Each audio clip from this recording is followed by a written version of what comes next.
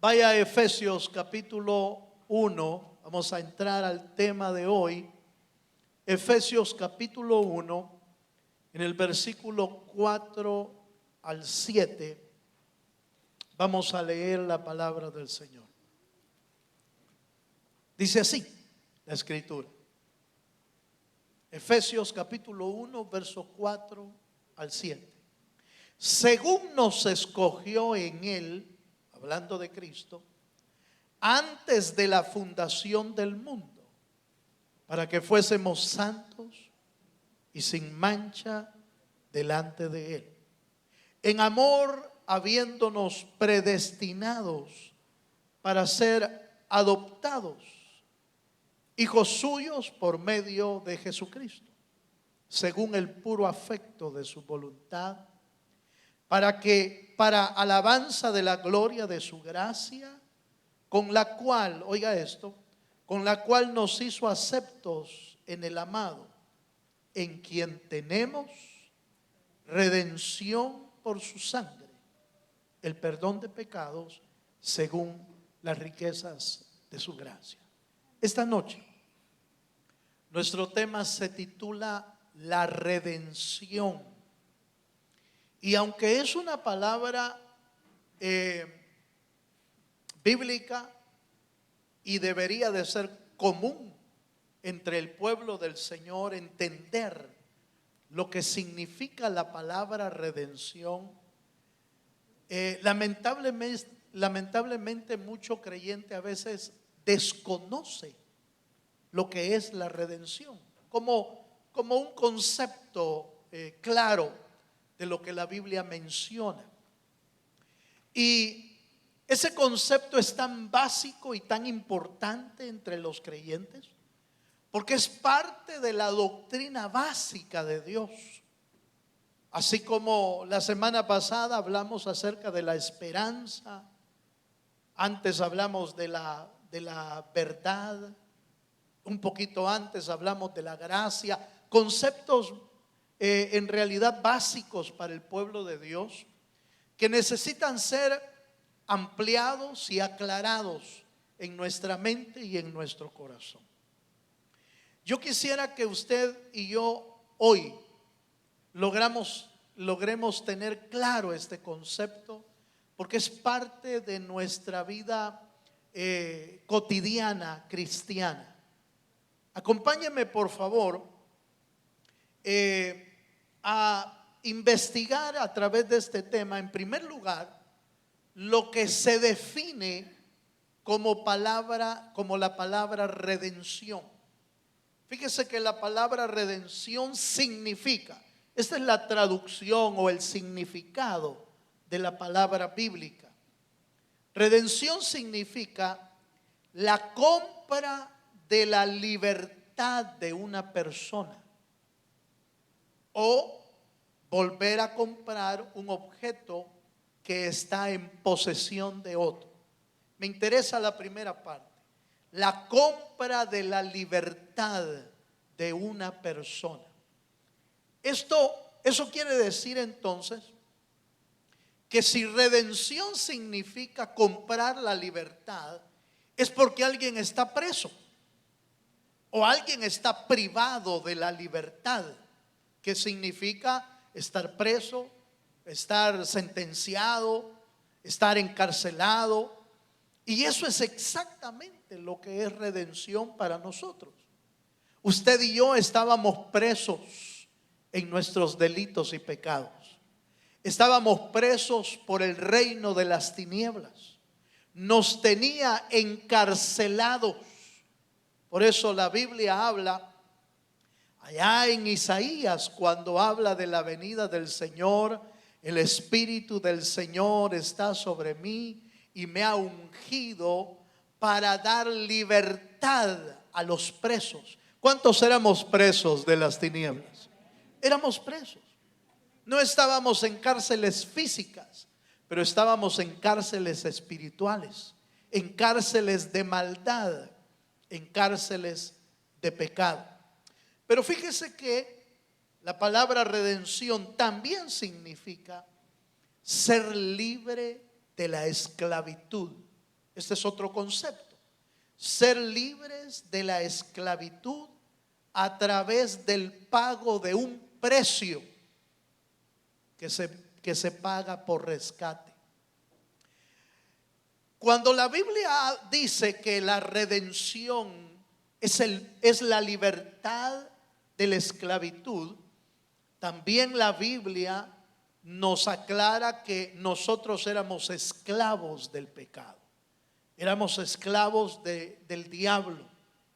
Y esa esclavitud jamás hubiéramos podido salir de esa esclavitud si no hubiese alguien que pagara un precio por nosotros.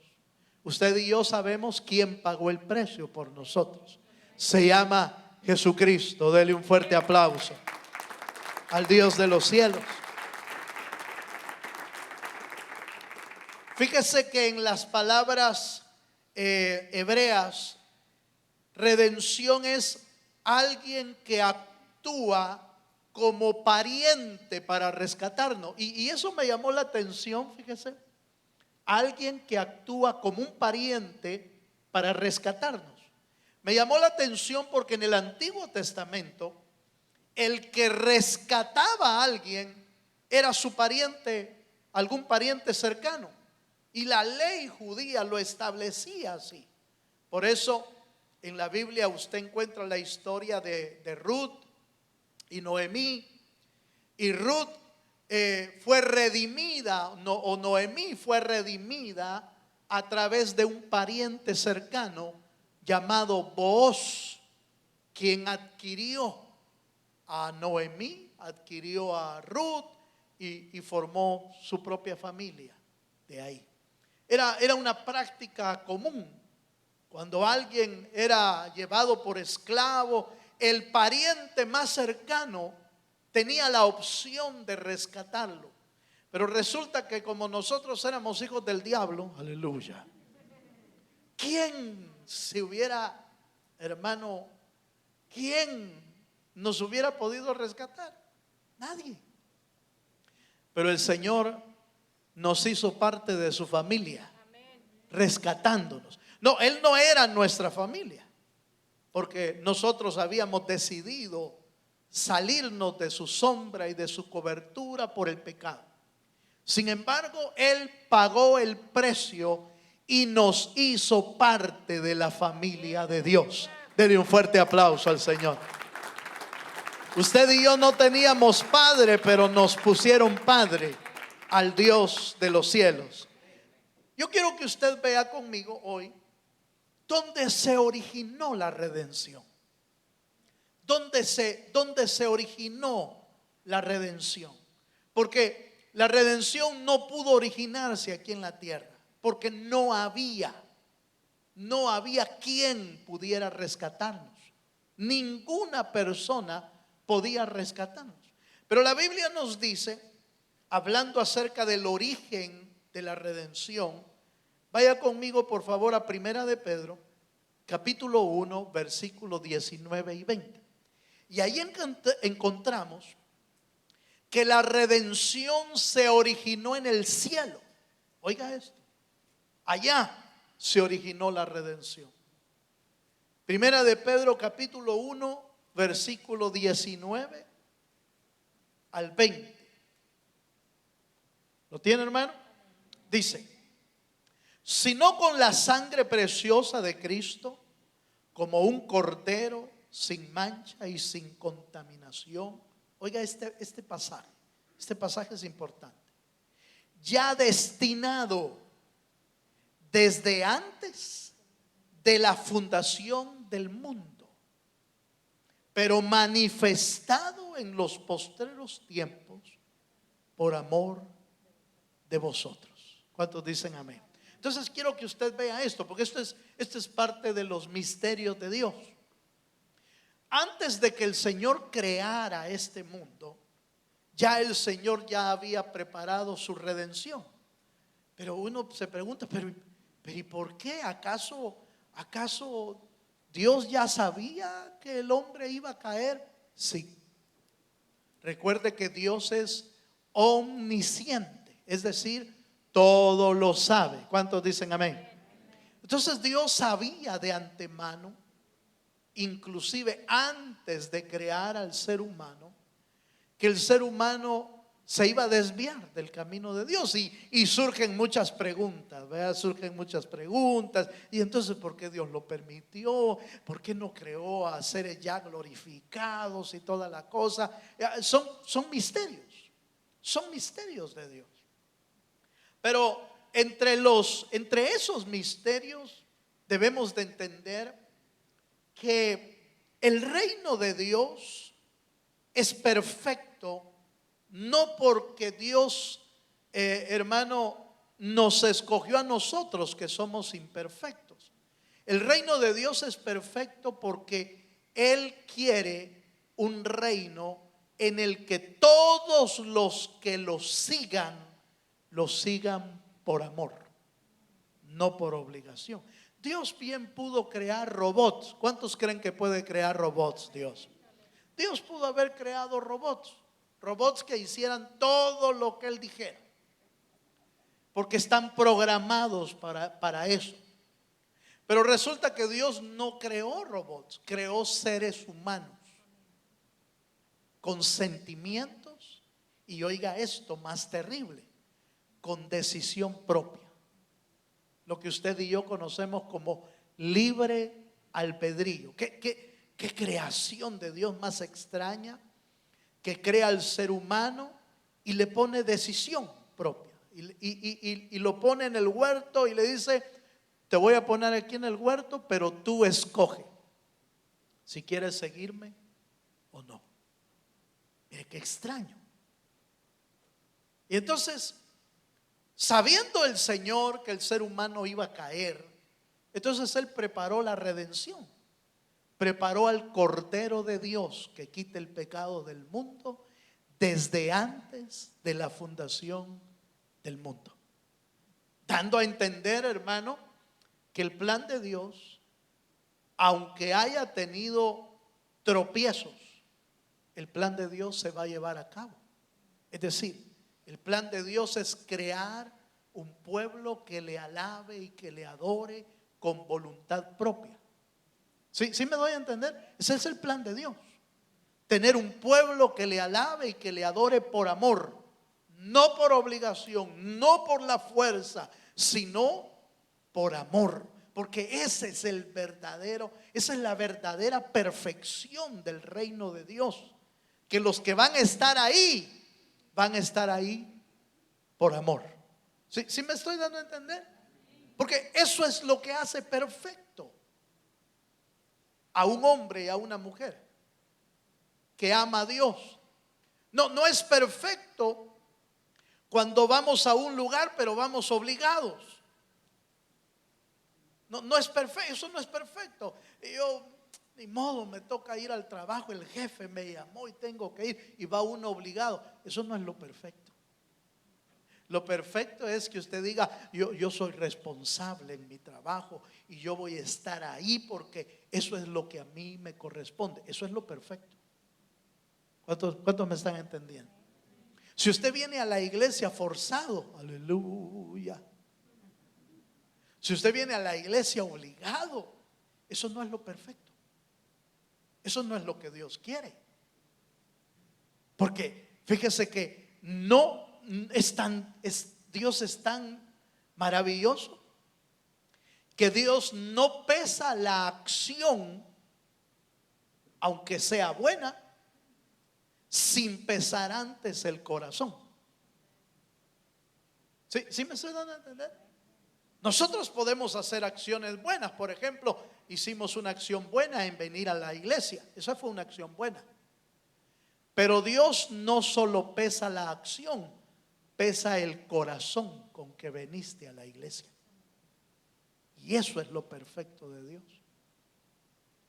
Entonces resulta, hermano, que a esta creación que Dios formó en el huerto, Dios no solamente quería crearla,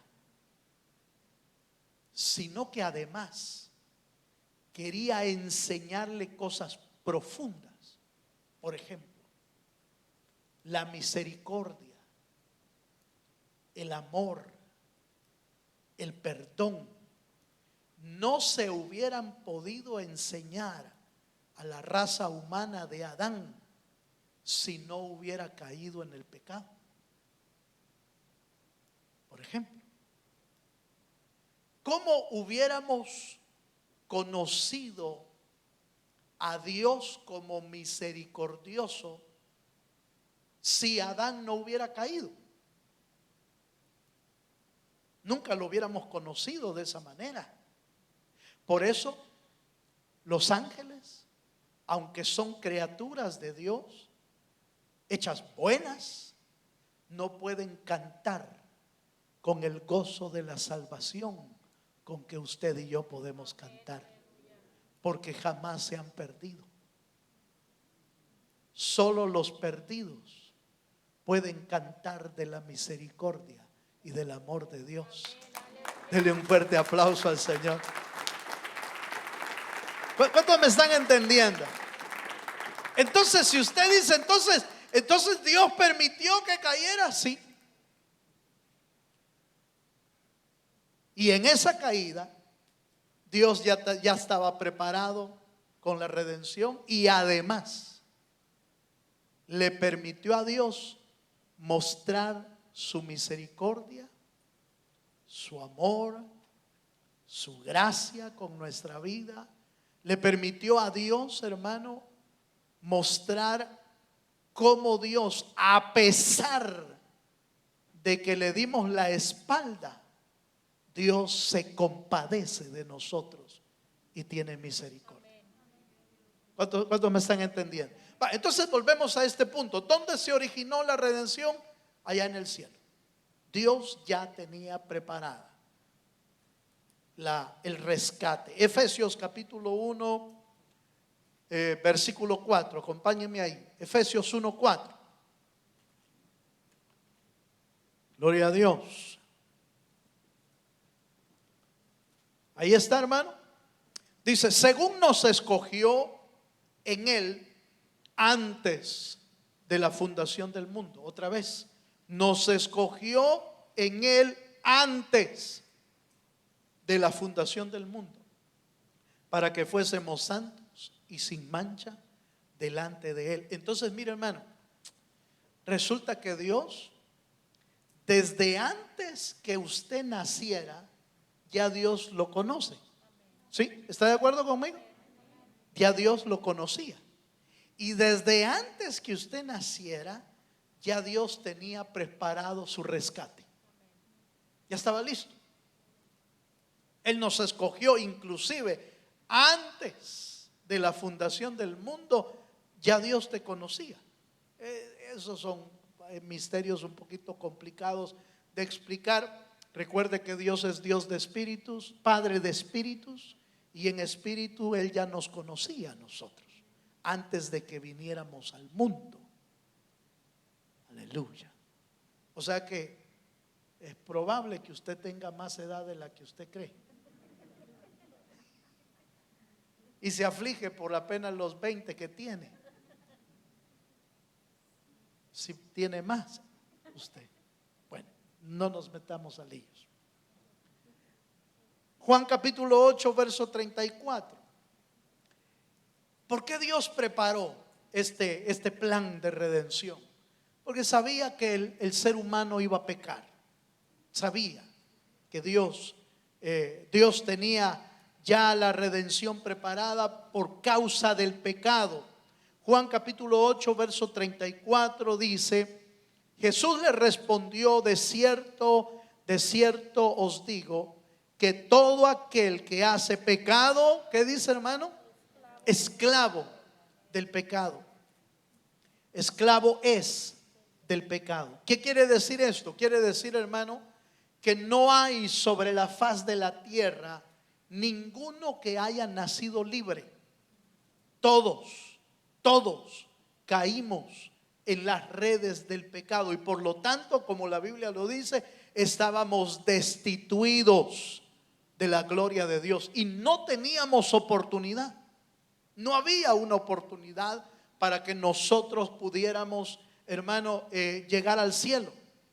El hombre ha querido buscar cientos de caminos para llegar al cielo. Cientos de caminos.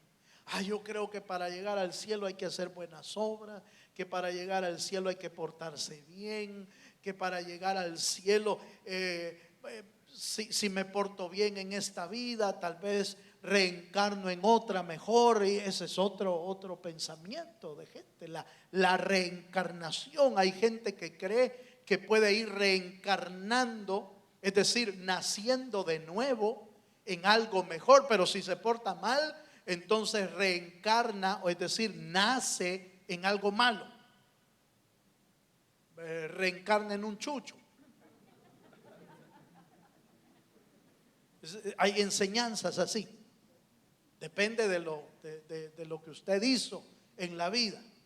Pero no, son todos los caminos que el ser humano ha tratado de buscar para llegar al cielo. ¿Por qué? Porque el hombre fue creado para vivir con Dios por la eternidad. Entonces, en su interior, todos los seres humanos tienen el anhelo de un día encontrarse con Dios. El problema es que no conocen el camino y entonces crean sus propios caminos. Por eso usted ve que desde el libro de Génesis, allá por el capítulo 11, ¿sí? Génesis 11, aparece la decisión del hombre de llegar al cielo haciendo y construyendo una gran torre, la famosa torre de Babel. Y dijeron ellos, la humanidad dijo: hagámonos un nombre y lleguemos hasta el cielo. Y empezaron a construir una torre para llegar allá arriba. Pero el Señor, que se dio cuenta de el anhelo de los seres humanos, pero el error en el camino que tomaron, dice la Biblia que les confundió sus lenguas y entonces no pudieron terminar su plan. ¿Se preocupó Dios porque iban a llegar al cielo? No, hermano, pero si no hubieran ni pasado, de algunos cuantos metros, unos 10 pisos, 15 pisos, no sé cuánto, llegaron al cielo ahí. No, si apenas al quien hubieran encontrado por ahí arriba era algún zope que andaba volando. A eso lo más que hubieran alcanzado. Pero esos son los esfuerzos del hombre por llegar al cielo, porque el hombre necesita encontrarse con Dios. Pero resulta que el Señor ya tenía preparado desde antes al Redentor, que se llama Jesucristo. Pero los seres humanos, hermano, siguen escogiendo otras vías, otros caminos para llegar al cielo. Y la Biblia lo dice, lo recalca, lo establece, que no hay otro camino para llegar al cielo sino Jesucristo, el Hijo de Dios encarnado, que murió en la cruz del Calvario por nosotros. ¿Cuántos dicen amén, hermano? Entonces mire pues, el origen entonces de la redención es en el cielo. Allá fue planeado y preparado nuestra redención. El cumplimiento de esta redención es la que se llevó a cabo aquí en la tierra. El cumplimiento, la preparación fue en el cielo. Por eso la Biblia dice: cuando se cumplió el tiempo, apareció el Hijo de Dios aquí en la tierra. Leámoslo en la Escritura, por favor. Vamos a ver otro punto aquí: el cumplimiento del plan de Dios. En Gálatas capítulo 4, versículo 4 y 5.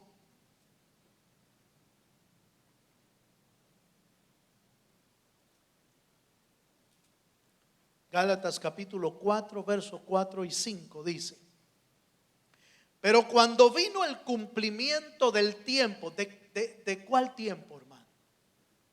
¿Y el tiempo de quién? El tiempo de Dios. Dios ni se adelanta ni se atrasa. Dios no cede a la presión de nadie. Dios no hace las cosas arrebatadas. Dios no hace las cosas, hermano, sin haberlas planeado antes. Dios tiene todo bajo el control. ¿Cuántos dicen amén? Pero cuando vino el cumplimiento del tiempo, Dios envió a su Hijo, nacido de mujer y nacido bajo la ley. Oiga, para que redimiese a los que estaban bajo la ley, a fin de que recibiesen o recibiésemos, ¿el qué, hermano? La adopción de hijos. En la Biblia hay dos conceptos que se manejan en cuanto a ser parte de la familia de Dios. Una es que somos nacidos por el Espíritu y somos engendrados por el Espíritu. Y el segundo concepto es que somos adoptados por Dios para ser parte de la familia. Y entonces puede surgir la pregunta, bueno, ¿y entonces qué somos, hermano? ¿Somos hijos engendrados o somos hijos adoptados? Aleluya. ¿Qué es usted, hermano? Mire, si me dice uno, está bien. Y si me dice el otro, también. No hay pena, no hay problema. Los dos conceptos son correctos, no están equivocados y no chocan entre la voluntad de Dios. Los dos, ser hijo engendrado o ser hijo adoptado, tienen los mismos beneficios delante de Dios. Dele un fuerte aplauso al Señor. Tiene exactamente los mismos beneficios. En otras palabras, bajo las leyes, antes no era así, pero las leyes actuales dan por sentado que tanto el hijo engendrado, el hijo natural y el hijo adoptado tienen los mismos derechos delante de las leyes y delante de los tribunales. Ahora, ¿pero por qué poner los dos conceptos? Se lo quiero tratar de explicar, aunque yo sé que quizás me cueste. El hijo engendrado demuestra, oiga esto, el hijo engendrado demuestra la voluntad de Dios en hacernos parte de su familia. Fíjense, demuestra la voluntad de Dios, porque dice la Biblia que estos no son engendrados por voluntad de varón, como dice Juan capítulo 3 por ahí, y dice que los nacidos de nuevo son los que han sido engendrados por el Espíritu y no por voluntad de hombre o de varón. Eso demuestra la voluntad de Dios en hacerte parte de su familia, engendrados por el Espíritu. ¿Está de acuerdo conmigo? Ahora, metido a la familia de Dios por adopción, demuestra el amor profundo que Dios tiene por nosotros. Les voy a explicar por qué. En el primero muestra la voluntad de Dios en meternos en su familia, y en la adopción muestra el amor profundo que Dios te tiene para meterte dentro de su familia. ¿Por qué? Porque para adoptar a alguien, hermano, se necesita tener más amor que el común. ¿Sí me estoy dando a entender? Mire, se mira en lo natural, se mira el ejemplo claro. ¿Cuántos niños abandonados hay? ¿Y cuántos los adoptan, hermano? Pocos. Porque no cualquiera se echa una responsabilidad así. No cualquiera dice, no, pues voy a adoptar unos 50 de estos muchachitos. Si con uno tiene una gran batalla, uno, hermano. Pero adoptar un niño significa, hermano, tener un amor profundo por alguien que no era de tu familia, pero que lo vas a hacer parte de tu familia. Por eso un niño adoptado que molestaban mucho en la escuela dio una respuesta clave a aquellos que les molestaban.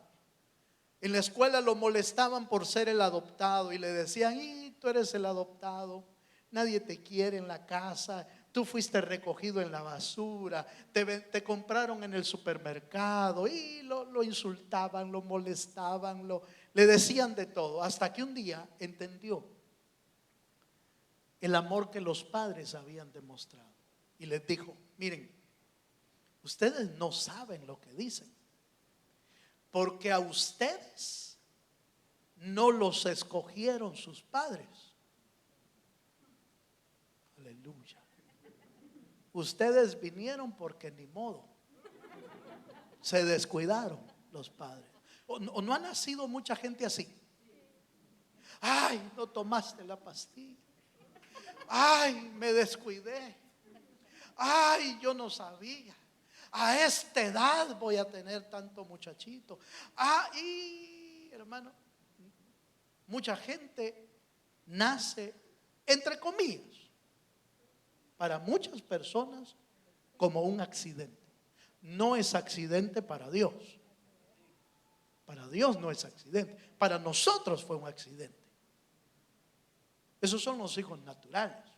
Ahora, si usted lo planificó, si usted, qué lindo, hermano, porque no solamente alegra el corazón, es porque usted lo estaba esperando. Pero en realidad, diga, o si no, hermano, cuánta familia he oído yo: ay, hermano, y hoy como yo no quería. Sí, pero ahora hágale de frente. Por eso es triste, hermano, que muchas, con todo respeto voy a decir esto, hermano, es triste que muchas mujeres digan que ellas deciden por su cuerpo abortar, cuando realmente lo que están abortando no es su cuerpo, es el cuerpo de un bebé. La decisión de tener un bebé o no tener no es en la camilla de un hospital, es en otra camilla que hay que decidir bien. Dele un aplauso al Señor si se anima. Eso es mentira del diablo. Pero vuelvo a la historia del adoptado. El adoptado les dijo: a ustedes no los escogieron, vinieron por accidente, pero a mí me escogieron entre muchos y me escogieron a mí, porque mis padres me aman mucho más que a ustedes. Y se quedaron los otros así como. Entonces el punto es este: cuando Dios te engendra, te muestra su profunda voluntad, haciéndote parte de su familia. Pero cuando Dios te adopta, te muestra su profundo amor, porque entre millones y millones y millones y millones te escogió a ti para que fueras su hijo. Dele un fuerte aplauso al Señor. Los dos conceptos son correctos, los dos. Pero entonces, volvamos al punto que llegó el tiempo del Señor, y entonces vino el Cristo para redimirnos. Marcos capítulo 10, versículo 45. El plan de Dios se empezó a cumplir. Cuando Cristo vino, Él ya lo tenía preparado en el cielo antes de la fundación del mundo, pero se empezó a ejecutar el plan cuando Cristo Jesús, se empezó a cumplir el plan cuando Cristo vino a la tierra. Marcos 10:45 dice: porque el Hijo del Hombre no vino para ser servido, sino para servir. ¿Y para qué dice, hermano? Para dar su vida en rescate. Eso es redención, por favor. Oiga esto, cuando alguien le pregunta: ¿y qué entiende usted por redención? Que Cristo pagó el precio para rescatarme. Eso es redención. Eso es una definición corta y concisa de lo que es redención. Redención es que Cristo pagó el precio para rescatarme. Eso es redención. ¿Sí me estoy dando a entender, hermano? Ahora, hace mucho tiempo, allá por el año de 1950, el presidente de Estados Unidos, el presidente Truman, tuvo un atentado contra su vida y estuvo a punto de ser asesinado, pero uno de los oficiales, policías de la Casa Blanca logró meterse en el camino del asesino, y la bala que iba tirada hacia el presidente le pegó a él, al oficial, y él, todavía herido, logró matar al asesino, todavía herido, pero la herida era de muerte y el oficial de la Casa Blanca falleció.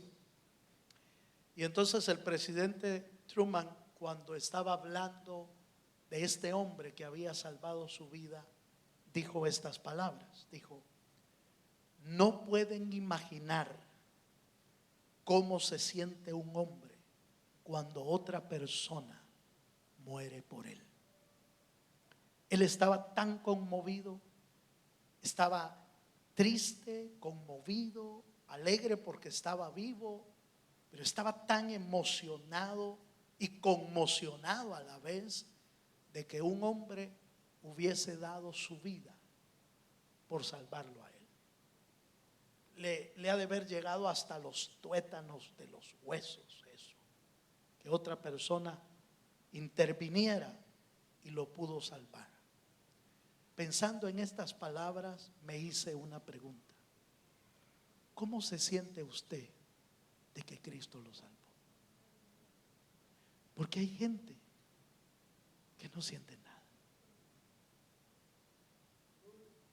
Porque hay personas que no reflexionan en que el que murió en la cruz del Calvario fue nuestro Salvador.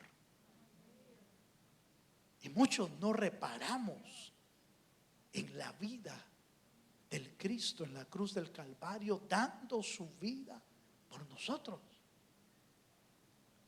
Por eso la Biblia habla de aquellos que pisotean la sangre de Cristo. ¿Sabe qué significa eso?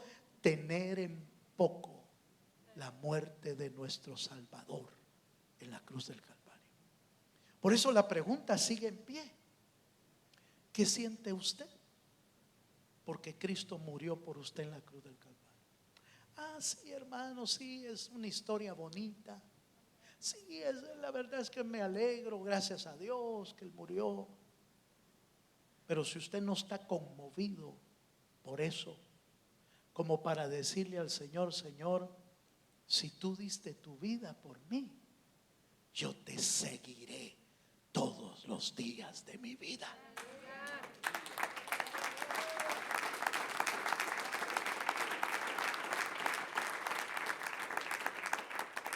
El entender la redención y que esté escrita en lo profundo del corazón hace la diferencia entre un creyente verdadero y un religioso.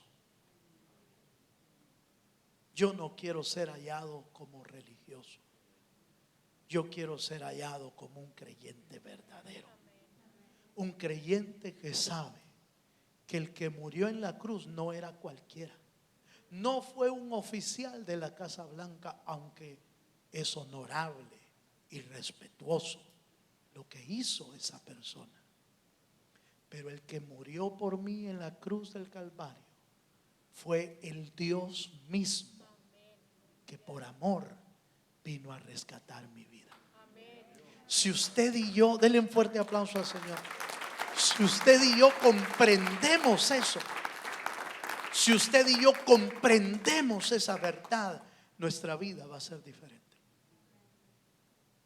Nuestra vida no va a dividirse en varios estilos de vida, sino que nuestra vida va a permanecer firme en el Señor. Quiero ver un último punto para cerrar este tema. Y quiero hablarle un poco acerca de la parte humana de la redención. Diría yo, no quiero dejar, ¿cómo le puedo decir esto? No quiero dejar ninguna duda que la redención es totalmente una obra maravillosa de Dios. El 100% de la redención la hizo Cristo en la cruz del Calvario. Pero no puedo dejar de decir que hay una parte humana que involucra nuestra vida en la redención. Esa parte humana, diría yo, es el 0%. Esa es la parte humana. Es reconocer que somos pecadores. En otras palabras, Cristo nos da la vida y ¿sabe usted y yo qué ponemos? ¿Qué pone usted? Aleluya. ¿Qué pone usted? Como humano, ¿qué pone usted? Nada. Aunque hay una pequeña cosa a la que yo le llamo nada: reconocer su pecado. En otras palabras, Él pone la vida y usted pone el pecado. Mire qué gracia. Mire qué maravilloso. Él pone la salvación y usted pone el pecado. A ese poner el pecado le llamamos creer, arrepentirnos, confesar que Jesús es nuestro Señor y un último paso, bautizarnos en Cristo Jesús. Esos son los pasos. Esos son los pasos de una verdadera conversión en Cristo. No, hermano, no una incorporación a una iglesia. No. Eso no es, esto no es una incorporación a una iglesia. Esto no es convertirse a otra religión. No, esto no se trata de religión. Esto se trata de redención. Para poder recibir nosotros el rescate, nosotros tenemos que haber creído en Jesucristo. Amén. ¿Está de acuerdo conmigo? La Biblia lo dice. Porque el que creyere y fuere bautizado, ¿será qué? Salvo. Romanos dice que si confesares con tu boca que Jesús es el Señor, ¿serás qué? Salvo. Y todo aquel que se arrepiente de sus pecados, ¿será qué? Entonces hay una parte humana que, aunque no aportan nada a la salvación, es cero, te permite recibir el rescate. Ese es el punto. La parte humana es recibir el rescate de tu Salvador. Pero ¿cómo se recibe el rescate? Número 1, creyendo. Número 2, arrepintiéndote de los pecados. Número 3, confesando que Cristo es tu Salvador. Y número 4, bautícese cada uno en Cristo Jesús. ¿Está de acuerdo conmigo, hermano? El que no pasa por ahí no es que no pueda ser salvo porque Dios no es suficiente, sino porque uno es el que no recibe el rescate. Es la parte humana que te permite recibir el regalo de Dios dentro de tu vida. Leo un versículo nada más y cierro. Romanos capítulo 10, verso 9 al 10. Termino con esto, hermano. Espero haberme dado a entender en esta última parte también. Romanos capítulo 10, verso 9 al 10 dice que si confesares con tu boca que Jesús es el Señor y creyeres en tu corazón que Dios lo levantó de los muertos, serás, ¿qué dice, hermano? Salvo. Porque con el corazón se cree para justicia, pero con la boca se confiesa para salvación. Por eso usted ve que los predicadores y las iglesias en algún momento del servicio hace una invitación a las personas que no han conocido a Jesucristo. Hermano, si alguien quiere conocer a Jesucristo como su Salvador, quiere levantar su mano, quiere hacer esta oración con nosotros, eso es bueno, eso es bueno. Pero en realidad debe de ser algo que en el corazón se cree, se confiesa, y entonces eso da como resultado una conversión de vida. Si yo solo levanté la mano por compromiso, no me sirvió. Si yo dije yo acepto a Jesucristo por compromiso, no me sirvió. La evidencia de haber creído en Jesucristo es la conversión de vida. Esa es la evidencia. Usted empieza a dar señales de que Dios está trabajando en su interior. Y yo quiero terminar esta noche haciendo un llamado. Hermano, sí, para los hermanos que nunca han venido a la iglesia, no, para usted. Si usted no está seguro que usted es salvo, usted necesita pasar por esos pasos.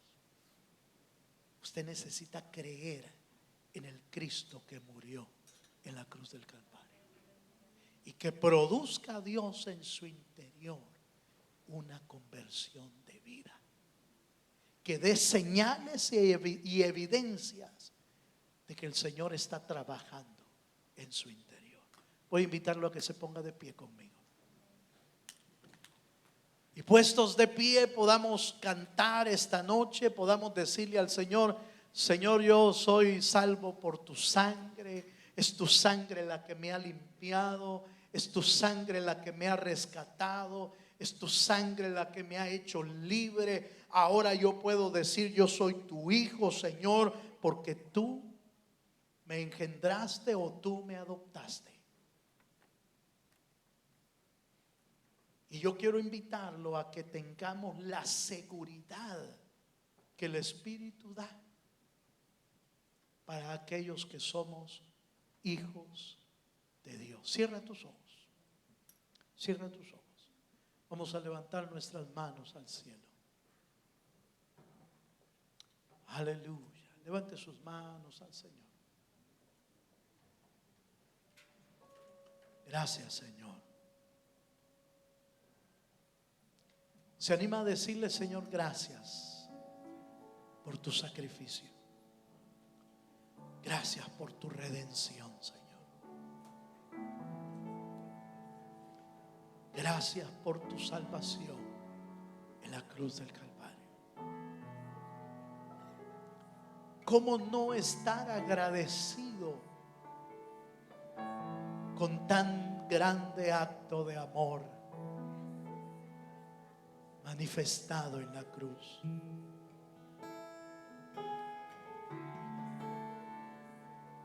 Solo podemos darte gracias. Solo puedo alzar mis manos y decirte que te amamos, que eres todo para nuestra vida. Aleluya.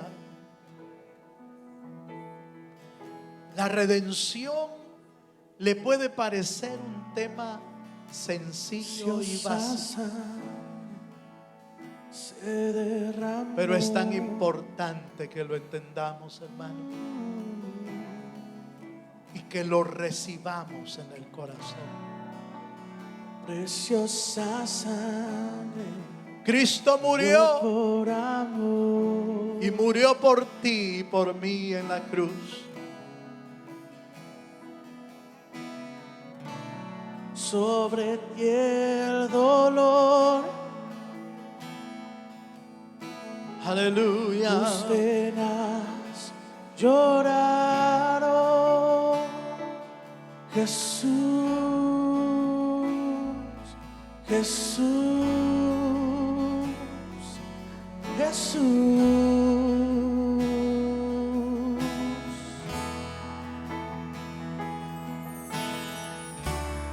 Hay poder en la sangre, que fluyó por amor. Hay poder en la sangre que Él derramó.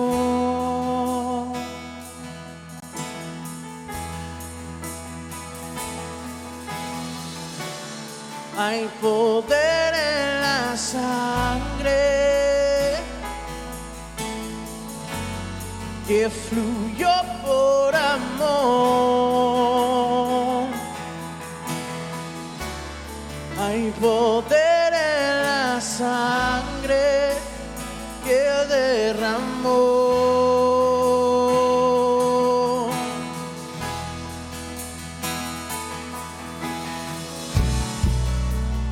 Preciosa sangre que me purificó.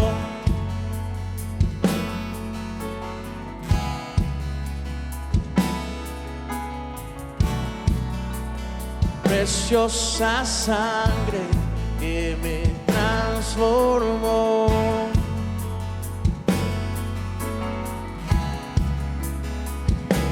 Sobre ti el dolor, tus penas lloraron.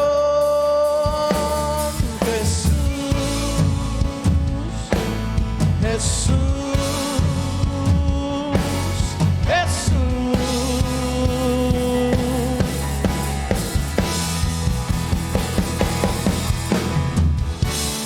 hay poder en la sangre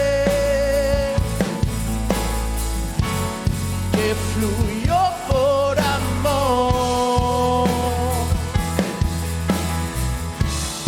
Hay poder en la sangre que derramó.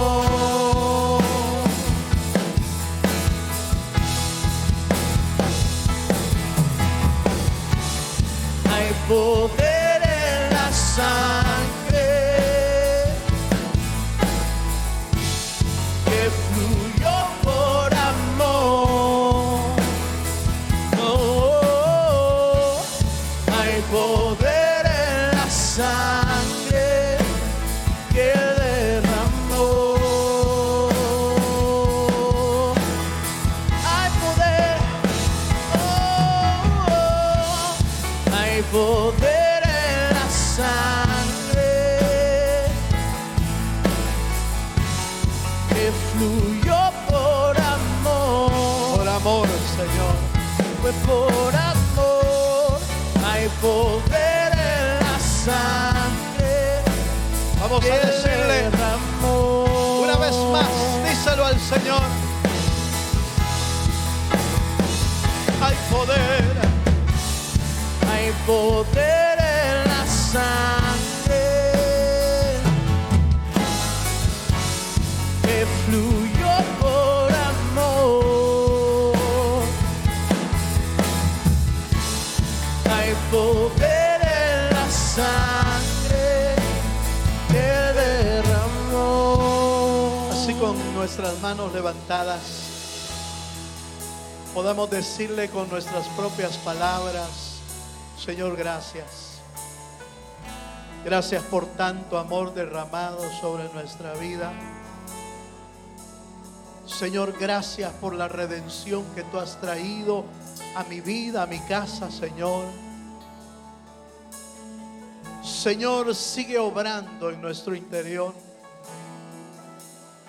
Sigue obrando en nuestra vida, para que la vida de Cristo sea formada en nosotros, Señor.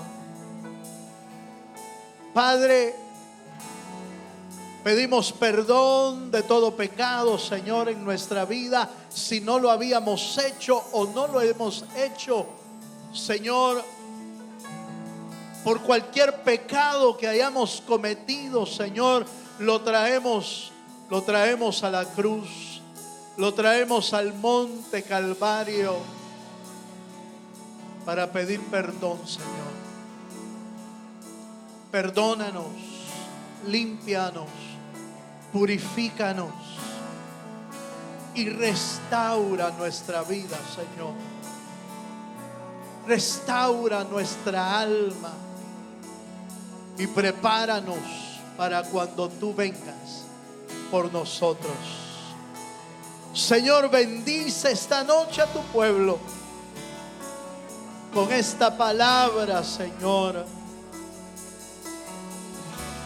Y que esta palabra siga obrando en nuestro interior, trayendo restauración, trayendo vida eterna, trayendo salvación, Señor. Perfeccionando tu salvación en nuestra vida, Señor. En el nombre poderoso de Jesús. Gracias, Señor, por tu fidelidad y por tu amor. Gracias, Dios. Amén, Señor. Y amén. Le damos un fuerte aplauso al Señor. Aleluya.